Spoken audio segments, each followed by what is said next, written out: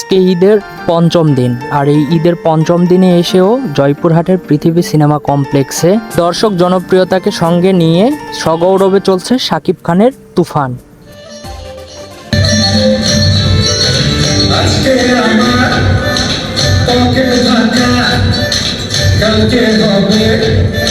ঈদকে কেন্দ্র করে মুক্তির মিছিলে যোগ দেয় 5টি সিনেমা। এই 5টি সিনেমা ঈদকে কেন্দ্র করে মুক্তি দিলেও সর্বোচ্চ হল দখলের লড়াইয়ে রয়েছে শাকিব খান অভিনীত তুফান সিনেমাটি, যা ঈদের পঞ্চম দিনে এসেও সগৌরবে প্রতিটি সিনেমা হলে চলছে। ঈদ মানে আনন্দ, ঈদ মানে খুশি, আর আমরা প্রতিটি বাঙালি প্রতিটি বাংলা সিনেমাকে মন থেকে ভালোবাসি। সেই কারণেই প্রতিটি বাংলা সিনেমা প্রেমী দর্শকদের মনে জন্ম দিয়েছে নানা উৎসাহ উদ্দীপনার। আর এই উৎসাহ উদ্দীপনাকে কাজে লাগিয়ে প্রতিটি সিনেমা প্রেমী দর্শকরা হলে আসছে সগৌরবে সপরিবারে। উদ্দেশ্য ওই যে একটা সিনেমা হলে গিয়ে সপরিবারে সিনেমা দেখা। বর্তমানে চলচ্চিত্র পরিচালকরা তাদের সর্বোচ্চটা দিয়ে এই যুগের সঙ্গে তাল মিলিয়ে বাংলা চলচ্চিত্রকে আবারও আগের জায়গায় নিয়ে যাওয়ার নানা প্রচেষ্টা চালাচ্ছে, যার প্রমাণ পরাণ, হাওয়া, প্রিয়তমা, সুড়ঙ্গ, রাজকুমার। এই সিনেমাগুলো নির্মাণের মাধ্যমে পরিচালকরা তাদের সর্বোচ্চটা দিয়ে দর্শকদেরকে আবারও হলমুখী করার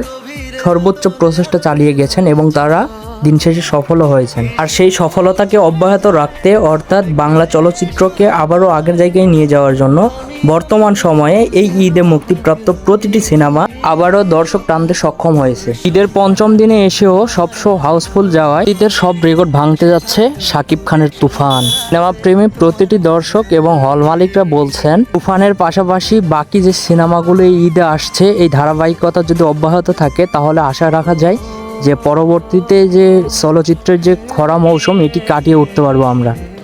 তো এ পর্যায়ে আমরা এখন কথা বলবো পৃথিবী সিনেমা হলের যিনি ম্যানেজার, তার সঙ্গে একটু কথা বলার চেষ্টা করব। আচ্ছা আঙ্কেল, এই ঈদকে কেন্দ্র করে তো আরো অন্যান্য নায়কের তো অনেক সিনেমা রিলিজ হয়েছে, তো এত সিনেমা থাকা সত্ত্বেও আপনারা শাকিব খানের সিনেমাটি কেন বেছে নিলেন? এটার পেছনের আসল রহস্যটা কি সেটি একটু জানতে চাচ্ছি।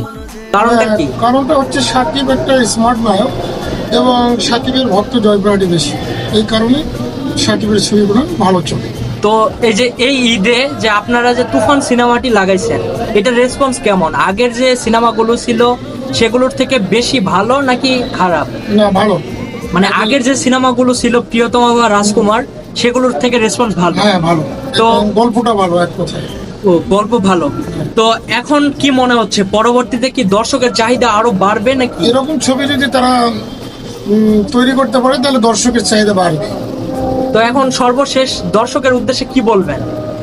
দর্শকের উদ্দেশ্যে, দর্শক ছবি যদি ভালো লাগে তো দর্শক আগামীতে আরো বাড়বে, এই তো বিষয়।